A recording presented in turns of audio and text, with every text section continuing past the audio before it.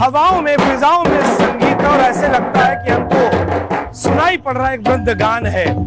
शबरी और एकलव्य के वंशजों को वाकई मिला सम्मान है। स्वागत है आप सभी का डीडी न्यूज पर। एक भारत श्रेष्ठ भारत के इस खास अंक में मैं हूं आपके साथ मनीष वाजपेयी।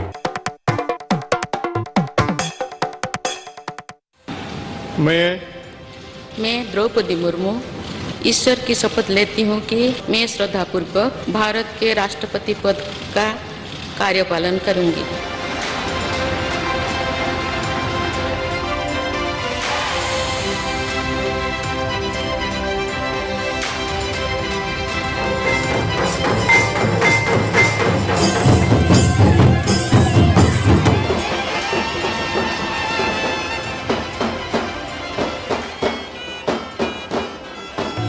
मौका खास है, या यूं कह सकते कि अवसर नहीं है, शुभ अवसर है। देश की सर्वोच्च संवैधानिक संस्था यानी कि राष्ट्रपति पद पर एक ऐसी महिला आसीन हुई हैं जो कि देश के जनजातीय समुदाय से आती है।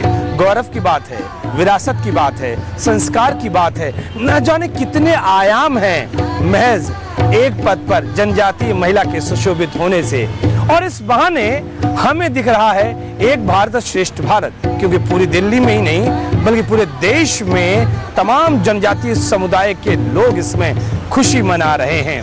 और इस मौके पर देश का जनजातीय कार्य मंत्रालय एक अलग ही रंग में है, अलग ही कार्यक्रम कर रहा है, और उसके बहाने हमें भी दर्शन हो रहे हैं इन तमाम लोगों के, जनजातीय लोगों के। और आपको भी ये दर्शन करवाते हैं एक भारत श्रेष्ठ भारत के माध्यम से।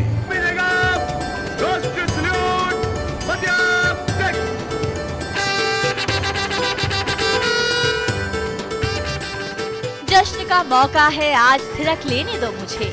मुद्दतों के बाद खुशी मिली है, न कोई रोको मुझे। मुद्दतों के बाद खुशी मिली है, न रोको कोई मुझे।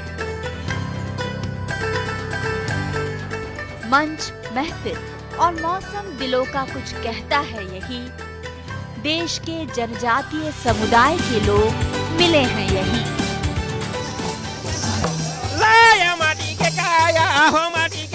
देश में बड़ा वाइब्रेशन, न केवल जनजाति समाज बल्कि देश के सभी वर्गों के बीच में, पूरे देशवासियों के बीच आजादी के बाद का ये अवसर नया इतिहास की तरफ बढ़ रहा है। आज जो शपथ ग्रहण के माध्यम से सर्वोच्च पद पर आदिवासी महिला ने स्थान ग्रहण किया है, पूरे आदिवासी समाज के लिए, महिलाओं के लिए, युवाओं के लिए एक, मैं कहूँगा कि एक नया उत्साह का संचार करते हुए नए संकल्पों के साथ आगे बढ़ने का अवसर दे रहा है। और आने वाले दिनों में आप देखेंगे कि एक स्वाभिमानी भारत का जो सपना है उन वर्गों से उभर करके सामने आएगा जो वर्ग हमेशा अपने आप को उपेक्षित महसूस करते रहे। ये सम्मान, ये गरिमा और ये जो स्पंदन है अब स्मरणीय क्षण के रूप में उभर करके हमारे सामने आज से प्रारंभ हो रहा है। देखिए, इस माहौल के पीछे जो आज देशवासियों की सोच है, और निश्चित तौर से उसमें आदरणीय द्रौपदी मुर्मू जी का राष्ट्रपति के रूप में चुना जाना और आज उनका शपथ ग्रहण जल, जंगल, जमीन से जुड़े समाज के अंतिम छोर पर, देश की सीमाओं पर, और ऐसे जो जनजाति समाज के लोग हैं वो निश्चित तौर से आज उल्लास का अनुभव कर रहे हैं। और ये उल्लास उन्हीं का नहीं, सारे देशवासियों को उल्लास है कि जो एक भारत श्रेष्ठ भारत के रूप में संपूर्ण भारतवासियों को लेके चलने की हम सब की सोच है। और विशेषकर हमारे यशस्वी प्रधानमंत्री नरेंद्र मोदी जी लगातार विगत 8 वर्षों से उन बातों को आगे बढ़ा रहे हैं। एक जनजातीय समुदाय की महिला के सर्वोच्च संवैधानिक पद पर आसीन होने का जश्न है ये। जी, ये तो हमारे लिए बहुत ही गर्व की बात है। हम लोगों के लिए ये बहुत ही उत्साह की बात है हम लोगों को जब पता चला कि वो राष्ट्रपति बनने वाले हैं या फिर हमारे मतलब समुदाय से इतने बड़े एक पद पे आ रहे हैं, ये हमारे लिए बहुत गर्व की बात है। ये माता के गला घुमा हो, माता के गला घुमा, ये माटी के काया हो, माटी के डोला, ए दीना राही वे बता दे मौला। जनजातीय कार्य मंत्रालय के अनेक क्रियाकलापों की सामूहिक प्रस्तुति है ये।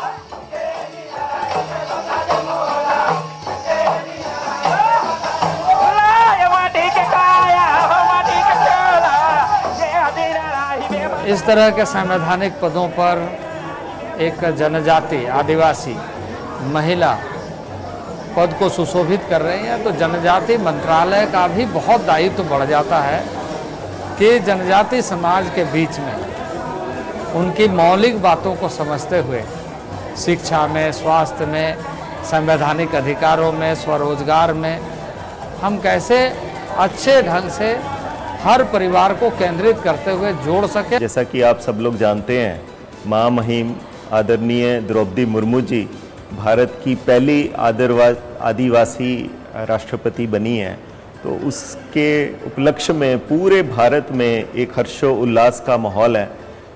पूरे जनजातीय कार्य मंत्रालय और सभी राज्यों से, भिन्न भिन्न प्रदेशों से, जैसे झारखंड से, उड़ीसा से, छत्तीसगढ़ से, वेस्ट बंगाल से जनजातीय कलाकार डिफरेंट अपना जो प्रोग्राम है उसको करने के लिए दिल्ली आए हुए हैं। इसमें बहुत सारे ऐसे कलाकार हैं जो फर्स्ट टाइम दिल्ली आए हैं। स्पेशल हमारी मंत्रालय ने ट्राइबल रिसर्च इंस्टीट्यूट्स के साथ मिलके और कल्चर मिनिस्ट्री के साथ मिलके जो संथाली नृत्य करते हैं, पंथी नृत्य करते हैं, जैसा आपने देखा, और डिफरेंट तरह के जो नृत्य हैं उनको करने के लिए लगभग 200 लोगों की टीम आई है। ये अगले 3-4 दिन NTRI में भी और डिफरेंट जगह पे रुकेगी। इनको ना सिर्फ ये लोग डांस करेंगे और अपना जो प्रोग्राम है उसको पेश करेंगे, बट इसके साथ साथ उनको दिल्ली के बारे में भी घुमाया जाएगा। और साथ ही जनजातीय कार्य मंत्रालय, जैसा आपने देखा, उनके लिए क्या क्या कार्यक्रम चला रहा है, चाहे वो एकलव्य स्कूल्स हैं, चाहे फॉरेस्ट राइट एक्ट्स हैं, चाहे वंदन विकास कार्यक्रम जो माननीय प्रधानमंत्री जी ने पिछले 8 साल में शुरू किए हैं, उनके बारे में भी बताया जाएगा। और ये बहुत ही मंत्रालय के लिए भी एक गर्व का विषय है। और पूरा भारत लास्ट ईयर जैसे कि जनजातीय गौरव दिवस 15 नवंबर को मनाया गया था, उसी के साथ जो ये कार्यक्रम चल रहे हैं, ये अगले 1 साल तक इसी तरह से कार्यक्रम चलते रहेंगे। धन्यवाद। मैं द्रौपदी मुर्मू ईश्वर की शपथ लेती हूँ कि मैं श्रद्धापूर्वक भारत के राष्ट्रपति पद का कार्यपालन करूँगी। एक तरफ राष्ट्रपति पद का हलफ उठा रही थी द्रौपदी मुर्मू जी, दूसरी तरफ खुशियां बेपनाह पसरी थी जो थी फिजाओं में बसी। जब भाषा, प्रांत, जाति और धर्म का भेद नहीं रहता कोई, हमको भी एक भारत श्रेष्ठ भारत की प्रेरणा देता है कोई।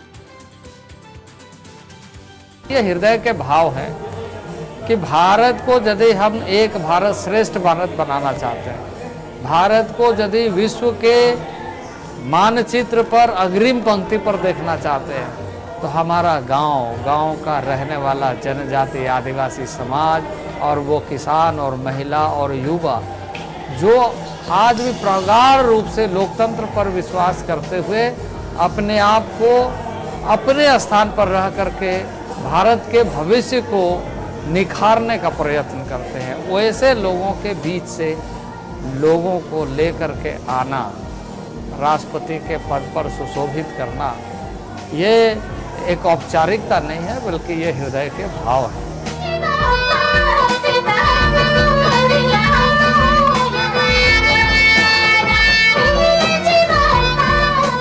ये महज एक कार्यक्रम भर नहीं है जो राष्ट्रीय जनजातीय अनुसंधान परिषद में हो रहा है, बल्कि इसके पीछे न जाने कितने अर्थ हैं जो यहाँ मौजूद हर एक शख्स समझ रहा है।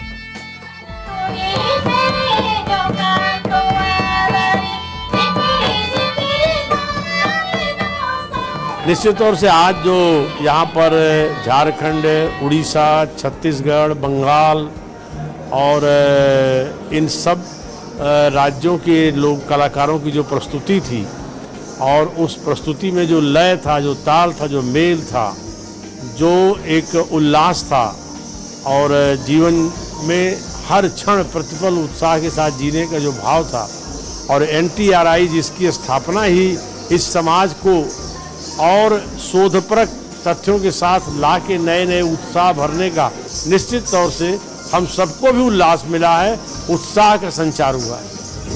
बहुत सारी ऐसी बातें हैं जो बताने को हैं, अलग अलग नृत्य हैं, अलग अलग गायन है, अलग अलग वादन है, बल्कि ऐसे ऐसे इनके पास में वाद्य यंत्र हैं जिनके बारे में जानना चाहिए, समझना चाहिए, और इसीलिए तो हम आपके साथ हैं और आपको बता रहे हैं। यहाँ पर एक छोटा सा ब्रेक लेते हैं, ब्रेक के बाद जब लौट कर आएंगे तो कुछ और बातें होंगी आपके साथ इन जनजातीय समुदायों को लेकर और खास तौर से जनजातीय कार्य मंत्रालय को लेकर भी। एक छोटा सा ब्रेक, कहीं मत जाइए आप, मिलते हैं इस छोटे से ब्रेक के बाद।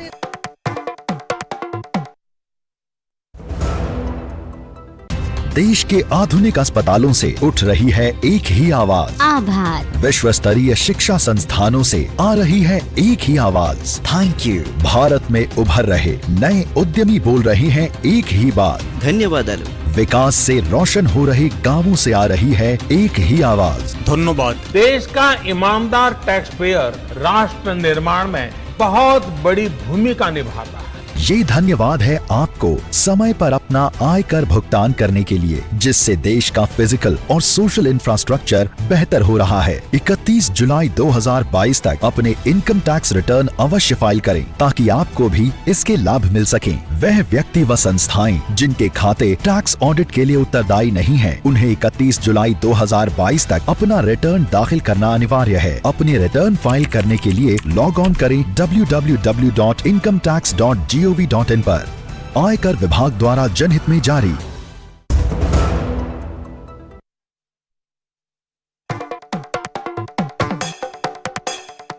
Welcome back. ब्रेक के बाद एक बार फिर से आप सभी का स्वागत है डीडी न्यूज पर। एक बार श्रेष्ठ बात के इस खास कार्यक्रम में मैं हूं आपके साथ मनीष वाजपेयी।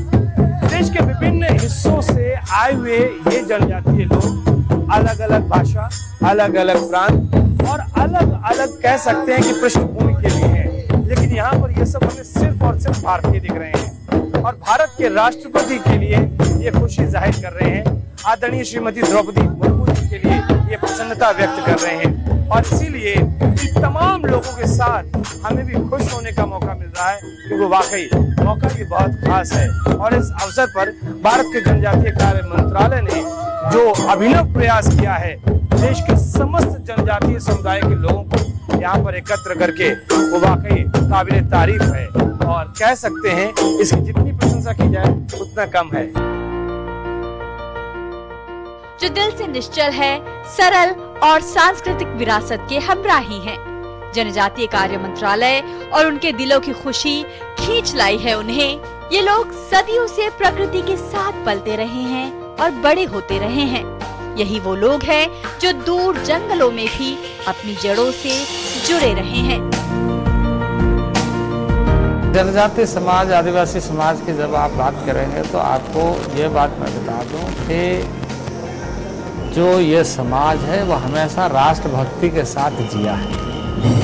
अपने मिट्टी की महक को बरकरार रखना है, अपने प्रकृति का जो अनुनाश्रय संबंध है उसका जीवंत स्वरूप हमारा जनजाति गांव है। तो इस दृष्टि से हर आदमी एक सपना को लेकर के कार्य कर रहा है कि हम आत्मनिर्भरशीलता के साथ, जो माननीय प्रधानमंत्री जी ने आह्वान किया है कि हम सब आत्मनिर्भर भारत बनाएं, तो आत्मनिर्भर भारत बनाने का एक संकल्प उनके मन में भी व्याकुलता के साथ उभर कर सामने आ रहा है।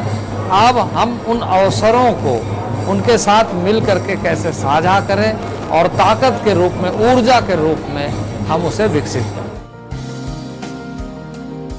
जब देश विश्व गुरु बनने की राह पर है, जब देश विश्व में अपना परचम लहरा रहा है, तब ये देश समाज के सभी वर्गों के साथ अपने जनजातीय समुदाय को सिरमौर बना रहा है। देखिए, आदिवासी समाज का योगदान भारत के सांस्कृतिक गौरव को बढ़ाने में, और इसकी बड़ी लंबी कथा है।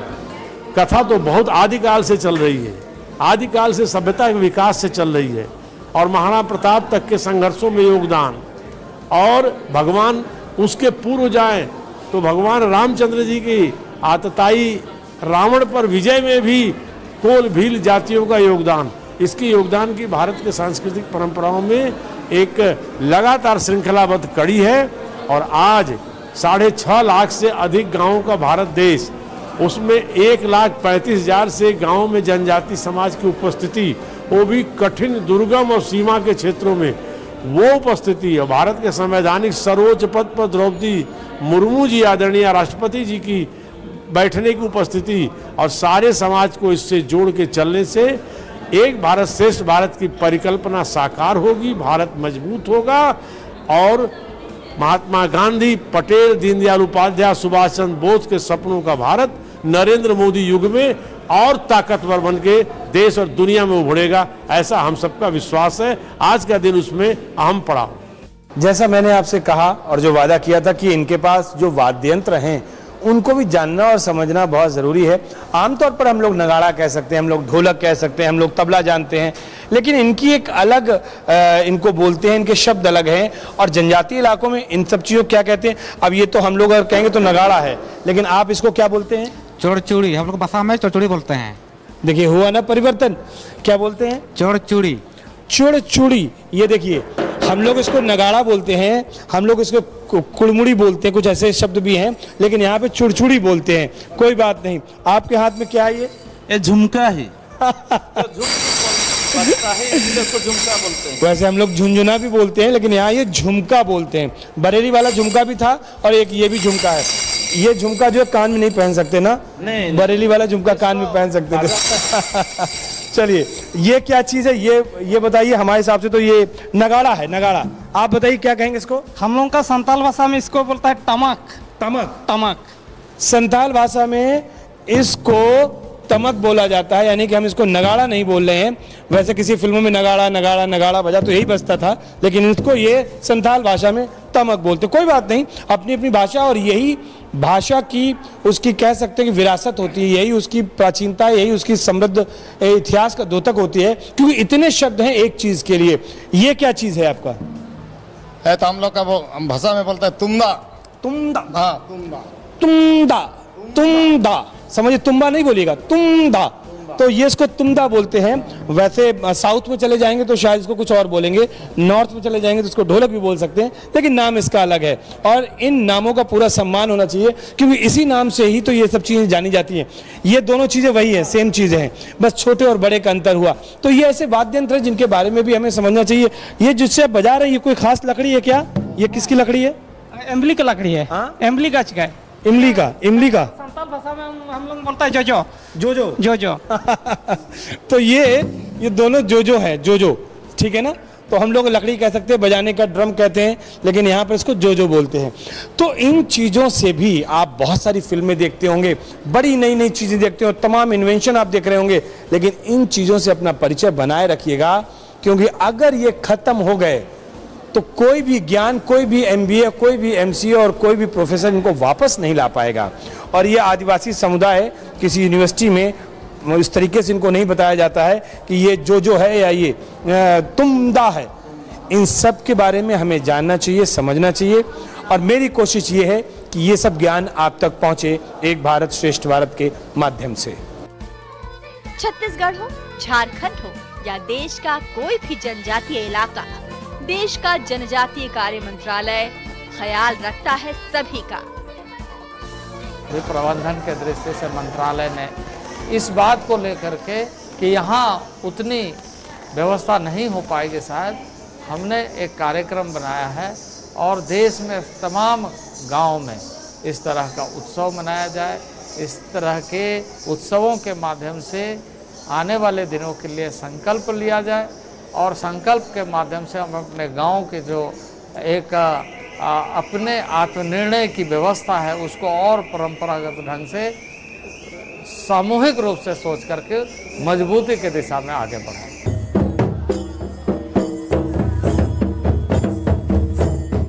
जैसा हम आपको अलग अलग प्रांतों के जनजातीय समुदाय के लोगों से मिलवा रहे हैं, हमारे साथ में एक और प्रांत और एक और जनजातीय समुदाय और उनकी कुछ बातें उनसे भी हम करना चाहेंगे। आपका नाम क्या है? लखन गुड़िया। लखन सही जी। आप बताइए लखन जी, आप लोग जो यहाँ पे नृत्य कर रहे हैं, ये कौन सा नृत्य है और किस चीज़ को आप रिप्रेजेंट कर रहे हैं यहाँ पर?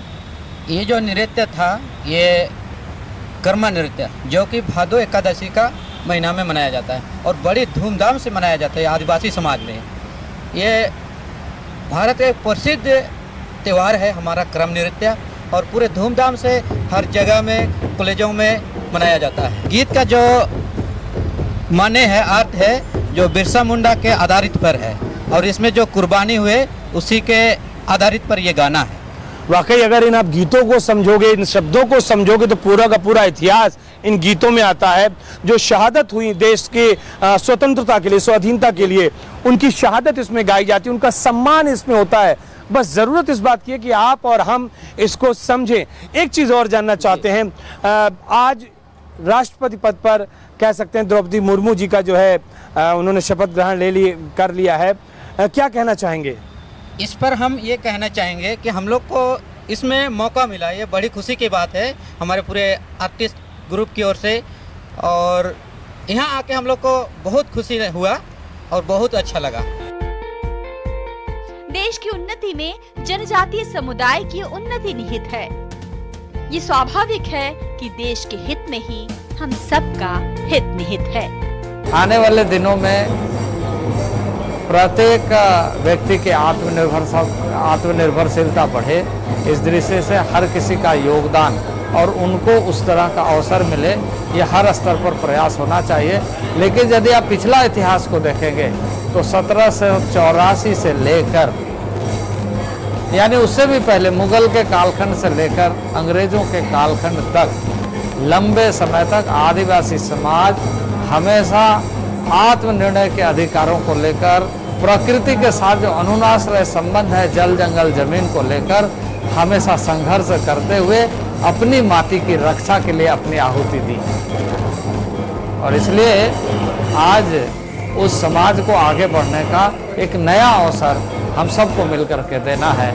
और ये अवसर मैं समझता हूँ कि राष्ट्रपति पद के शपथ लेने के बाद एक आदिवासी महिला इस भाव के साथ पूरे देश को आह्वान किया है, आइए हम सब मिलकर के एक भारत श्रेष्ठ भारत बनाए। सबका प्रयास और सबका कर्तव्य उसमें सुनिश्चित है। तमाम आदिवासी समुदायों को प्रकृति के करीब माना जाता है क्योंकि ये जंगल में रहते हैं और प्रकृति के साथ जो इनका संबंध है वो ठीक वैसे ही जैसा किसी भक्त का परमात्मा के साथ होता है। और अब इस मौके पर जबकि देश की सर्वोच्च संवैधानिक संस्था पर एक ऐसे ही समुदाय, जनजातीय समुदाय की एक महिला सुशोभित होती है, तो उसके बाद इस तमाम जनजातीय समुदायों को न केवल एक सम्मान मिला है बल्कि एक मुकाम मिला है। एक भारत तो श्रेष्ठ भारत के इस कार्यक्रम में फिलहाल इतना ही, दीजिए मुझे इजाजत, लेकिन इस वायदे के साथ कि फिर होगी आपसे मुलाकात। तब तक के लिए नमस्कार।